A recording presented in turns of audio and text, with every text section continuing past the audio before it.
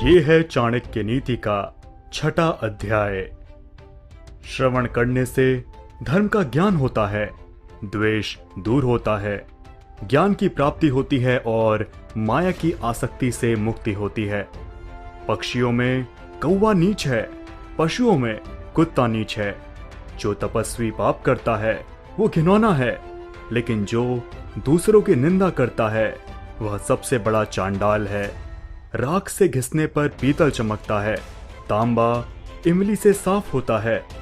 औरतें प्रदर से शुद्ध होती हैं, नदी बहती रहे तो साफ रहती है। राजा, ब्राह्मण और तपस्वी योगी जब दूसरे देश जाते हैं तो आदर पाते हैं, लेकिन औरत यदि भटक जाती है तो बर्बाद हो जाती है। धनवान व्यक्ति के कई मित्र होते हैं, उसके कई संबंधी भी होते हैं। धनवान को ही आदमी कहा जाता है और पैसे वाले को ही पंडित कहकर नवाजा जाता है। सर्वशक्तिमान के इच्छा से ही बुद्धि काम करती है, वही कर्मों को नियंत्रित करता है। उसी की इच्छा से आसपास में मदद करने वाले आ जाते हैं।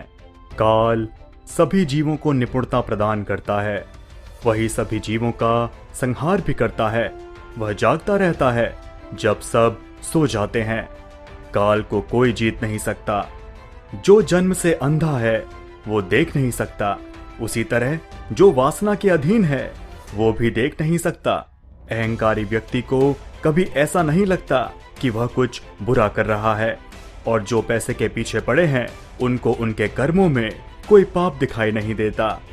जीवात्मा अपने कर्म के मार्ग से जाता है, और जो भी भले बुरे परिणाम कर्मों के आते हैं उन्हें भोगता है। अपने ही कर्मों से वह संसार में बंधता है और अपने ही कर्मों से बंधनों से छूटता है। राजा को उसके नागरिकों के पाप लगते हैं, राजा के यहाँ काम करने वाले पुजारी को राजा के पाप लगते हैं, पति को पत्नी के पाप लगते हैं और गुरु को उसके शिष्यों के पाप लगते हैं। अपने ही घर में व्यक्ति के ये शत्रु हो सकते हैं। उसका बाप यदि वह हरदम कर्ज में डूबा रहता है, उसकी माँ यदि वह दूसरे पुरुष से संग करती है, सुंदर पत्नी और वह लड़का जिसने शिक्षा प्राप्त नहीं की। एक लालची आदमी को भेंट वस्तु देकर संतुष्ट करें, एक कठोर आदमी को हाथ जोड़कर संतुष्ट करें, एक मूर्ख को सम्मान देकर संतुष्ट करें और एक विद्वान आदमी को सच बोलकर संतुष्ट करें। एक बेकार राज्य का राजा होने से यह बेहतर है कि व्यक्ति किसी राज्य का राजा ना हो। एक पापी का मित्र होने से बेहतर है कि बिना मित्र का हो। एक मूर्ख का गुरु होने से बेहतर है कि बिना शिष्य वाला हो। एक बुरी पत्नी के होने से बेहतर है कि बिना पत्नी वाला हो। एक बेकार राज्य में लोग सुखी कैसे हों, एक पापी से किसी शांति की प्राप्ति कैसे हो। एक बुरी पत्नी के साथ घर में कौन सा सुख प्राप्त हो सकता है। एक नालायक शिष्य को शिक्षा देकर कैसे कीर्ति प्राप्त हो। एक बात सीखें, बगुले से 1, मुर्गे से 4, कौवे से 5, कुत्ते से 6 और गधे से 3। शेर से यह बढ़िया बात सीखें कि आप जो भी करना चाहते हो एक दिली और जबरदस्त प्रयास से करें। बुद्धिमान व्यक्ति अपने इंद्रियों को बगुले की तरह वश में करते हुए अपने लक्ष्य को जगह, समय और योग्यता का पूरा ध्यान रखते हुए पूर्ण करे। मुर्गे से ये 4 बातें सीखें। पहला, सही समय पर उठें। दूसरा, निडर बने और लड़ें। तीसरा, संपत्ति का रिश्तेदारों से उचित बंटवारा करें। और चौथा, अपने कष्ट से अपना रोजगार प्राप्त करें। कौवे से ये 5 बातें सीखें। पहला, अपनी पत्नी के साथ एकांत में प्रणय करें। दूसरा, निडरता। तीसरा, उपयोगी वस्तुओं का संचय करें।